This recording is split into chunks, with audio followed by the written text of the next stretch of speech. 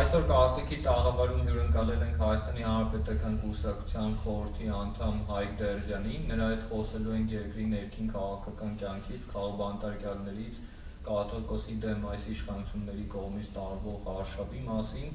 Բարև ձեզ, պարոն Դերժյան։ Բարև ձեզ։ Իհարկե այսօր ներքաղաքական դաշտը Հայաստանի շատ ծանր իրավիճակում է գտնվում։ Եթե նայենք զարգացող կամ զարգացած երկրների տեսանկյունից, խոսքը գնում է իհարկե այնպիսի պետությունների մասին, որտեղ որ առաջին հերթին գնահատվում է արժեհամակարգը, Հայաստանը այսօր շատ լուրջ խնդիր ունի եւ արժեհամակարգի ճգնաժամի առաջ է կանգնած։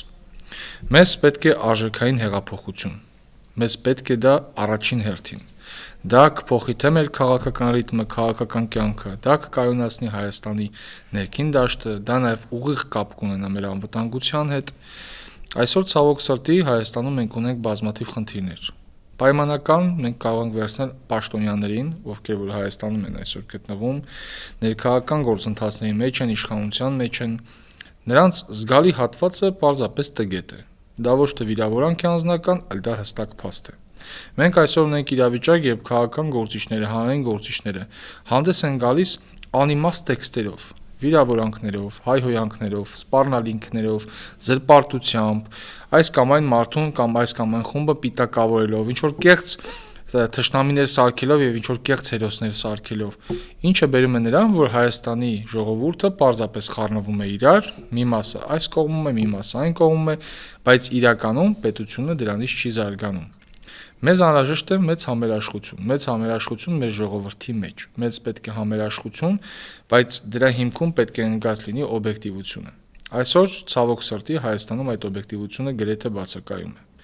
Պետք է հասկանալ հետևյալը, որ իշխանության կողմից ստերին չպետք է համադրվի պաթոս։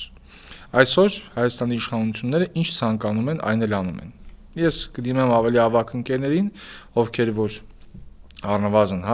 30 տարեկան են կամ 25-ից բարձր, նրանք ովքեր որ բավական լավ հիշում են մինչև 2018 թվականի Հայաստանը։ Պատկերացրեք, եթե այդ ամենը ինչ տեղի ունեցավ 18 թվականից հետո տեղի ուներ նախկինում։ Այն նույն մարդիկ, ովքեր այսօր գտնվում են իշխանության, ամենավերջին հայհոյանքներով կխոսեին այդ մասին եւ տարատեսակ գործընթացների կդիմեին։ Մենք այսօր ունենք իրավիճակ, երբ Հայաստանի վարչապետը պարզապես խայտարակում է մեր պետությունը։ Տարբեր երկրներում հիմնականում Հայաստանի հետ կապված քննարկվում է ոչ թե մեր մշակույթը, ոչ թե մեր պատմությունը, ոչ թե օրինակ տարածաշրջանում մեր դիրքը, այլ քննարկվում է օրինակ թե վարչապետը ինչ է ցանկանում ցույց տալ կաթողիկոսին։ Քննարկում է այնպիսի օրակարգ, որը որից եկեպ Հայաստանի շահերից չի բխում։ Այսօր Հայաստանում առկա են բազմաթիվ քաղաքաբանտարկյալներ։ Մարդուն կալանավորում են իր խոսքի համար, կալանավորում են ազատ տեղաշարժի, կալանավորում են իր միտքը արտահայտելու եւ իր հայրենասիրությունը դրսևորելու համար։ Դա փաստ է եւ անհերքելի փաստ։ Եթե դա համադրենք շատ այլ քաղաքական եւ նաեւ ոչ քաղաքական գործընթացների հետ, որոնք տեղի ունենում իշխանության կազմում, ապա մենք կտեսնենք իշխանական անպատժելիություն եւ ռեպրեսիաներ ընդդիմադիր մարդկանց նկատմամբ։ Ընդդիմադիր ասվածը խոսքը գնում է ոչ մենակ քաղաքական ուժերի, դաշինքների կամ հանրային գործիչների մասին, խոսքը գնում է նաեւ շարքային քաղաքացիների մասին, ովքեր որ պայմանական որևիցե պահից որոշում են քաղաքական ակտիվություն դրսևորեն, ցուցաբերեն եւ ըստ այդմ իրենց քաղաքական դիրքորոշումը հայտնեն այն պետությանը, որտեղ որ իրենք բնակվում են, ապրում եւ արարում։ Դրանից բացի պետք է ֆիքսել, որ եկեղեցու նկատմամբ այս արշավը, իսկ սա եկեղեցու դեմ արշավը ոչ թե անհատների, շարունակվում է, բայց ի պատիվ մեր քաղաքացիների, ի պատիվ այն համակարգի, որը որ կա, այս փաստացի շարժումը հակաեկեղեցական այս պահին առնվազն գնում է դեպի ձախողում։ Իհարկե այս ձախողումը կարող է նաև հանգեցնել նրան, որ Նիկոլ Փաշինյանը գնա ռադիկալ գործողությունների եւ ինչպես ասում են այս իրավիճակում տանի շատ ավելի ծանր, ոչ ռացիոնալ,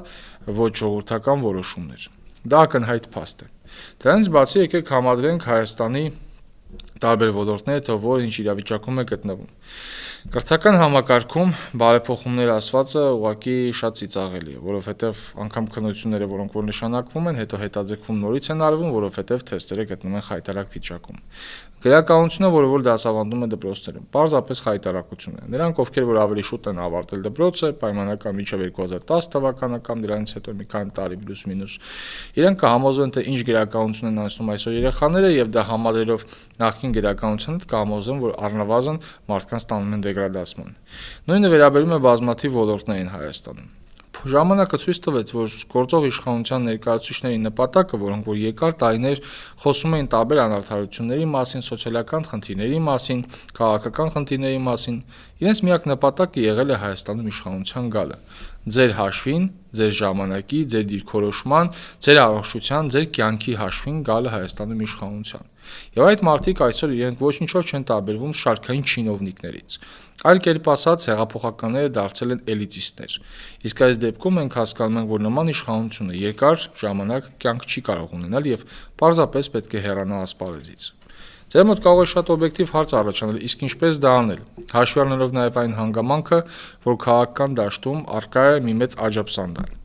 Առկա է մեծ ընդդիմադիր սեգմենտ, բայց արդյոք այդ ընդդիմադիր սեգմենտը արդարացնում է ձեր սպասելիքները։ Բնականաբար, քանի Նիկոլ Փաշինյանի իշխանության է, այդ սեգմենտը չի արդարացնում իր սպասելիքները, ներառյալ մեզ։ Բայց այստեղ պետք է շատ կարևոր տարանջատում մտցնել, թե ովքեր են իրականում ընդդիմադիր գործիչները։ Ուսումնասիրելով շատ կենսագրություններ, շատ հայտարարություններ, մենք տեսնում ենք, որ Հայաստանում առնվազն այս ցիկլում դաշտ են նետվելու պարզապես բազմաթիվ մարդիկ, ովքեր որ ուղղակի կամ փող են աշխատելու դրսից, իրենց ֆինանսավորումը ստանալով, ոմանք ուղղակի ներքին հարցեր են լուծելու քաղաքական, որ այս դեպքում օրինակ իշխանության կողմից ներդրվելու են տարբեր քաղաքական եւ հանրային գործիչներ, ովքեր փորձելու են ձեն փոշիացնեն, ձայն փախցնեն եւ պարզապես կարծիք փախցնեն։ Այս ամենի մեջ բնականաբար շատ դժվար է լինելու մեր քաղաքացուն ընտրություն կատարելը։ Ընտրությունը խոսքը չի գնում միայն հունիսի 7-ին սպասվելիք ընտրությունների մասին։ Խոսքը գնում է նաև քաղաքական ներքաղաքական պայքարի մասին, եւ այստեղ շատ կարևոր է, որպեսզի մեր քաղաքացիները որևէ կերպ էմոցիաների չտրվեն, որովհետեւ այսօր օրինակ հանրային դաշտում շատ ակտիվ տարբեր ֆեյքերի, տարբեր էջերի միջոցով փորձում է քաղաքացու վրա ներազդեցություն ունենալ։ Օրինակ այս օրերին շատ մեծ պաթոս է մտած դատախազի հետ կապված, նշում է դատախազը տենց ձեռքը խփեց սեղանին, ոդկը գետնին եւ ահա ինչ որ փոփոխություններ մենք բոլորս էս տեսել ենք։ Քանի օր առաջ Հայաստանը ինչ իրավիճակ էր, երկրորդ Սիցիլիան էր պարզապես։ Սա ինչի մասն է վկայում, որ իրականում Հայաստանը որպես այդպեսին այս պահին գտնվում է շատ ծանր իրավիճակում եւ Հայաստանի իշխանությունները տանում են մեր պետությունը դեպի կործանում։ Իսկ սա ուղղակի ինչ որ խոսքեր չեն, 4 տանդուժ վստահ եմ շատ եք լսել։ Բայց իրականում այն ինչ կատարվում է Հայաստանում, դա հանգեցնելու նրան, որ մենք կարող ենք որոշ ժամանակ հետո պարզապես պետություն չունենալ։ Ես ուզում եմ հիշեցնեմ, որ 2018 թվականին տեղի ունեցած պայմանական այդ հեղափոխությունից հետո մենք բարձրաձայնում ենք այդ մասը։ Մենք ասում ենք, որ այս իշխանությունները անվտանգության հարց լուծող չեն, պետություն զարգացնող չեն։ Եվ արդյունքում, այո, մենք տեսանք, որ այդպես էլ եղավ։ Սա ոչ թե ուրախանալու առիթ է, որ մենք ինչ որտեղ ճիշտ եղանք, այլ այն խնդիրն է, որ մենք տեսնում ենք, թե այս իշխանությունները ինչ են անում։ Վստահաբար նաև ժողովուրդն է տեսնում։ Եվ այստեղ հարց է առաջանում, թե ինչ պետք են անեն մարդիկ։ Մարդիկ ունեն շատ հստակ անելիք։ Ցանկացած քաղաքացի պետք է հայտնի իր դիրքորոշումը։ Ես նաև հասկանում եմ, որ կան պետական բազմաթիվ աշխատողներ, որոնցից մի մասին ես ճանաչում եմ, ովքեր որ առնվազն շարժում են հետևյալ սկզբունքով՝ դե ես քաղաքականության չեմ խառնվում, ով եղավ իշխանության, ես կմնամ իր մոտ։ Պայմանական նախարարություններ, թաղապետարաններ եւ այլն եւ այլն։ Բայց մի մոռացեք, որ դրանից դուրս կյանք կա։ Մի մոռացեք, որ աշխատավայրից դուրս գալուց դուք ունեք պետություն, որը որ չի սահմանափակում ձեր բնակության վայրով, ձեր բնակարանով կամ առանձնատնով, այլ դա մի ողջ պետություն է, որտեղ ապրելու են ձեր երեխաները, որտեղ ապրելու են ձեր թոռները, որտեղ դուք ինքներդ եք ապրելու եւ ապրում։ Եվ ըստ այդմ ցանկացած որոշման հարմարվելը ոչ այլ ինչ է կան պարզապես սեփական անձը, սեփական իրավունքը հանձնել այն իշխանություններին, որոնք որ իրենք են հանձնում այդ ամենը արդեն մեր թշնամի պետություններին։ Եկեք ֆիքսենք մի քանի շատ կարևոր հանգամանք, թե այս իրավիճակում ինչպես են գործում բազմաթիվ քաղաքական ուժեր։ Իհարկե, մեր կուսակցության, մեր առաջնորդի հիմնական մեսեջը այն է, որ պետք է լինի միավորում Նիկոլ Փաշինյանի դեմ, ինչը բնականաբար ընդունելի է, բայց նաև այնպես պետք է ֆիքսել հետևել հանգամանքը, որ քաղաքական դաշտում առկա են բազմաթիվ ծաղրացումներ։ Ծաղրացումները սա ոչ թե սեփական քաղաքական ամբիցիաները այլ մարդկանց նսեմացնելով արտահայտելու միջոց է, այլ պարզապես այն իրողությունը, որի մեջ մենք ապրում ենք։ Այսօր մենք տեսնում ենք, որ Հայաստանում պարզապես ամեն շարժումից, ամեն գործընթացից, ամեն օրվանից հետո ինչ-որ մի հատ նոր կերպար է ավելանում։ Նոր կերպարով խոսում է ինչ-որ պաթոսախեղտ հայտարարություններով, արտահայտություններով, ու որ մարդկանց որոշակի հատված հավատում է։ Դա իհարկե նաև մեդիա գրագիտության խնդիր է, որ այսօր առկա է դաշտում։ Հայաստանում այսօր առկա իրավիճակում, գիտեք, այստեղ բոլոր կարելի է ասել, որ մեղավորություն ունենք բոլորս։ Մեղավորություն ունեն քաղաքական ուժերը, մեղավորություն ունի իհարկե ժողովուրդը իր մասով ցանկացած մեկը։ Եվ պետք է այս իրավիճակում գտնել լուծում։ Ոչ թե ջուր ծեծոցի անել, այլ իրականում լուծում գտնել։ Մենք այսօր գտնվում ենք շատ մեծ անվտանգային խնդրի առաջ։ Այդ անվտանգային խնդիրը հենց ենթադրում է այն սահմանները, որոնք որ առկա են այսօր մեր մոտ։ Դա ներառում է իր մեջ Ադրբեջանի կողմից Հայաստանի նկատմամբ տարածքային նկարտումները։ Դա իր մեջ ներառում է Թուրքիայի կողմից Հայաստանի նկատմամբ հնարավոր ճնշումները։ Դա իր մեջ ներառում է օրինակ Իրանի հետ կապված սպասվելիք պատերազմը, որը կարող է հանգեցնել ահռելի մեծ աղետների եւ ահռելի մեծ թվով մարդկանց հոսքի դեպի Հայաստան եւ ոչ միայն։ Այս իրավիճակում մենք պետք է հասկանանք, արդյոք մեզ պետք է այս իշխանությունը։ Այս իշխանությունը չի լուծում դեր սոցիալական խնդիրները ընդհակառակը, ավելացնում այդ բեռը, թե հարկերի տեսքով, թե այլ տուգանքների տեսքով, այս իշխանությունը չի լուծում անվտանգային հարցերը, որովհետև հանձնել տարածքներ վերջում ասել գիտեք ինչ, մենք անվտանգություն ենք, շատ ծիծաղելի է։ Հաշվի առնելով նաև այն հանգամանքը, որ փաստացի Ադրբեջանը շարունակում է նկարտումներ ունենալ Երևանից մինչև Սևան, Գեղարքունիքից մինչև Սյունիք։ Երրորդ գործոնը դա կրթությունն է։ Խնդրում եմ ուշադրություն դարձեք ազգային ժողովի Իմ քայլը խմբակցության падգամավորների հայտարարություններին, իրենց նախարարների հայտարարություններին։ Այնտեղ գրագիտությունը, գիտեք ինչ, մեղմ ասած բացակայում է։ Մարդկանց ուղակի տվել են պաշտոն, տվել են փող, ասել են դու մեր կողմից կխոսած եւ վերջ, բայց դա գրագիտության հետ որից է կապ չունի։ Իրականում Հայաստանում փոփոխությունները շատ պետք են։ Պետք են ոչ միայն որպես իշխանություն փոխելու նպատակով, այլ առհասարակ կրթական ցենզում, որպեսզի ամեն մեկը չդառնա падգամավոր, որպեսզի ամեն մեկը չդառնա նախարար կամ վարչապետ։ Եթե մենք ուզում ենք ունենալ նորմալ պետություն, ապա մեր երկրի ղեկին պետք է լինեն կրթված մարդիկ, կրթված եւ զարգացած։ Պարզապես որից է մեկին հայհոյելով քննադատելով ավելի լավը չեն դառնում։ Ընդհակառակը դա շատ դեպքերում խոսում է սեփական անձի ոչ մի բան լինելու մասին, որովհետև կրթված եւ զարգացած մարդը ինքը ներկայացնում է իր օրակարգը եւ ինքը առաջարկում է այլընտրանք։ Դա շատ կարևոր է ֆիքսել եւ դրանով շարժվել։ Հայաստանի այսօրվա պաշտոնյաները, ազգային ժողովի падգամավորները բացի պարգևավճար ստանալուց որից այլ բան այս իշխանությունը չի անում։ Իրենք կրթվածություն գրեթե չունեն։ Ովքեր որ ունեն շատ ավելի վատ, որովհետև կրթված տականքը շատ ավելի վտանգավոր է, քան անկիրթ հիմարը։ Այս իրավիճակում մենք տեսնում ենք, որ որից է բան քան պարզապես Նիկոլ Փաշինյանի ինչ որ ասելիքից հետո գլխով անելը ու այդ օրվա հետ կապված ինչ որ գրառում անելը, իրենք այլ բանով զբաղված չեն։ Իսկ մեր պետությունն ունի բազմաթիվ խնդիրներ՝ սոցիալական, դատական համակարգում բազմաթիվ խնդիրներ, այսօր բազմաթիվ բիզնեսներ հարկային տերորի են ենթարկվում, սահմանամերձ գյուղերում առկա խնդիրներ եւ ոչ միայն սահմանամերձ Արևելք Հայաստանի տարբեր գյուղերում առկա խնդիրները, տնտեսական խնդիրներ, առաջին հերթին նաեւ քաղաքական, որովհետեւ այն օրակարգերը, որոնք որ իշխանությունը առաջ է տանում, սա պարզապես վկայում է այն մասին, որ մարդկանց մեջ շարունակում են մարդկանց հենց ստրեսի մեջ պահել։ Այսինքն դուք առավոտյան արթնանում եք, բացում եք համացանցի, որից է կայք, ուսումնասիրում եք, վիրավորանք, հայհոյանք, սա արանդու ես, կինդերձու ես, մակարդակի ինչ որ sense տգիտություն, դուք նյարդայնանում եք, ինչ որ մեկը մտնում է մեկին է պաշտպանում, ինչ որ մեկը մյուսին քննադատում, հայհոյում եւ այդպես շարունակ եւ այդպես ամեն օր։ Դա ուղղակիորեն ազդում է մարդու առողջության վրա, մարդու առօրյայի վրա, նաեւ իր հետաքրքրության վրա եւ նաեւ շատ դեպքերում մղում է նրան, որ մարդիկ ասեն, հա դե ինձ հետաքրքիր չի այդ ամեն ինչը, ես դուրս եմ գալիս, ոչ գնալու եմ քվեարկության, ոչ փողոց եմ դուրս գալու, ոչ ինչ որ կարծիք եմ արտահայտելու։ Իսկ այդ դեպքում դա ձեռը տալիս ընդամենը մեկ սեգմենտի եւ դա իշխանությունն է, որովհետեւ երբ մարդիկ пассив են, դա ձեռը տալիս բացառապես իշխանությանը, որովհետեւ այդ դեպքում շատ ավելի հեշտ է ակտիվ փոքրամասնությունով ղեկավարել пассив մեծամասնության։ Դա շատ հստակ փաստ է։ Եվ եթե մենք չենք ուզում, որպեսի ակտիվ փոքրամասնությունը ղեկավարի пассив մեծամասնությանը, ապա пассив մեծամասնությունը պետք է դառնա ակտիվ մեծամասնություն։ Եվ այդ դեպքում վստահաբար ակտիվ փոքրամասնությունը պարզապես բառեզբուն իմաստով կձախողվի։ Այսինքն չի լինի իրավիճակ, երբ իշխանությունը զավթած, այդ խումբը, որից է բան կարողանա Հայաստանում փոխել։ Վստահաբար յուրաքանչյուրը հաշվառելով նաև մեր հայկական մենթալիտետը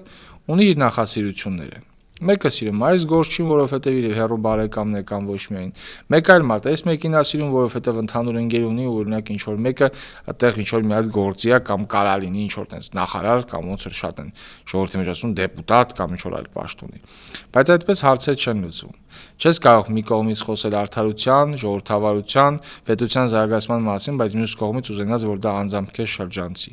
Չես կարող մի կողմից օրինակ քո բարեկամ ՔՊ-ականին պաշտպանել, որպեսզի հետո ինչ որ մի բան պետք լինի ինքը քո համար հարց լուծի, թե բիզնեսում, թե անհատապես եւ թե այլ առումներով, եւ դրան զուգահեռ դու պահանջես, որպեսզի ունենաս նորմալ պետություն։ Չի լինում այդպես։ Եթե այդ համակարգը շարունակվում ենք, տեսնում ենք այդ համակարգով պետությունը որքան կորուստ է կրում։ Եվ դա նորմալ չէ։ Մեզ իրոք պետք է արժեքային հեղափոխություն։ Մեզ պետք է, որպեսզի մենք նորից վերադառնանք այն արժեքներին, ակունքներին, որոնք որ ի սկզբանե դրված էին մեր պետության հիմքում։ Եվ խոսքը չի գնում քաղաքական ուժերի մասին, խոսքը չի գնում անհատների մասին, խոսքը գնում է արժեքների մասին։ Եվ դու կրում ես ազգային այն ճիշտ արժեքները, որոնց որ պետք է առաջնորդվես, սկսած ընտանիքի նկատմամբ հարգանքից, շրջապատիդ նկատմամբ հարգանքից, ընկերներիդ, հարազատներիդ, կյանքիդ երկրորդ կեսիդ, քո պետության, այդ ժամանակ դու արդեն կարող ես ունենալ լավ պետություն։ Միգուցե շատ կոպիտ հնչի, բայց պատիեզդի լավ տղա լինելը դա քիչ է, որովհետև այդ դեպքում քեզ մնալու է վերջում մենակ քո պատիեզդը։ Եթե դու ուզում ես ունենաս լավ պետություն, ոչ թե միայն այս դեպքում հայերեն ասենք շքամուտք, ապա դու պետք է լինես քո պետության լավ տղեն։ Լավ տղեն ասված նաև բավական լայն հասկացություն է իհարկե այս դեպքում։ Խոսքը գնում է լավ քաղաքացի լինելու մասին, թե իրական սեռի եւ թե ագրական սեռի դեպքում։ Եթե դու բացառապես մտածում ես միայն քո սենյակի, քո տան, քո շքամուտքի մասին, ապա լավագույն դեպքում դու կարող ես ունենալ այդ շքամուտքը։ Այն էլ եթե այդ իրավիճակները հասնի, այնուհետև շքամուտքիդ փոխարեն դու կունենաս մենակ քո բնակարանի փոխարեն կունենաս քո սենյակից, դրանից հետո առհասարակ ոչինչ չես ունենա։ Պետությունը խոսքերով չեն կառուցում, կենացներով չեն կառուցում, ինչ որ լավ սիրուն նկարներով չեն կառուցում։ Պետությունը շատ երկար ժամանակ է պահանջում կառուցելու համար։ Հաշվառելով այն հանգամանքը, որ Հայաստանի դեպքում մենք ունենք այս իրավիճակում ոչ թե ինչ որ մի կառույց, այլ պարզապես կներեք արտահայտության համար բլած մի իրավիճակ, որտեղ որ առաջին հերթին հիմքերը պետք է ամրացնել եւ քայլ առ քայլ գնալ դեպի առաջ։ Հիմա ձեր մոտ հարց կառաջանա, լավ, այդքան ասում ես, ինչ ես դու առաջարկում։ Առաջարկը շատ հստակ է։ Յուրաքանչյուր մարդ, ով բնակվում է կոնկրետ վայրում, նա պարտավոր է իր համար առաջին հերթին, ոչ թե ոչ թե այս կամ այն մարդու քաղաքական ուժի դաշինքի, առաջին հերթին ինքն իր առաջ ունի պարտավորվածություն, որ իրեն ապուշի տեղ չդնեն։ Եվ ըստ այդ տարբեր խնդիրները, որոնք որ առկա են լինում, պետք է բարձրաձայնվի։ Կոռուպցիայի հետ կապված խնդիր, անվտանգության հետ կապված խնդիր, պետք են մարդիկ դիրքորոշում հայտնեն այս կամ այն պաշտոնյայի ապուշ ելույթի պատճառով, թե օրինակ այդ ելույթը ինչ հետևանքներ կարող է բերել եւ այդ դեպքում վստահաբար թե իշխանությունների եւ թե առասարակա հետագա քաղաքական ուժերը, ովքեր որ կստանձնեն Հայաստանի իշխանությունը, իրենք ավելի զգոն կլինեն, որովհետեւ վերահսկող մեխանիզմը, որքան էլ պետություն ունենա իր համակարգը, առաջին հերթին ժողովուրդն է։ Ոչ թե ժողովուրդը պետք է վախենա ինչ որ անհատներից, այլ այդ անհատները պետք է վախենան ժողովրդից։ Չմոռանանք նաև այն հանգամանքը, որ Հայաստանի իշխանությունները այսօր սպառնում են մեր քաղաքացիներին։ Բառեզբուն իմաստով սպառնում են ասելով, եթե մենք չլնենք, կլինի պատերազմ, եթե մենք չլնենք, տնտեսական հաջողություններ չեն լինի։ Խնդրում եմ հիշել 2018-ից հետո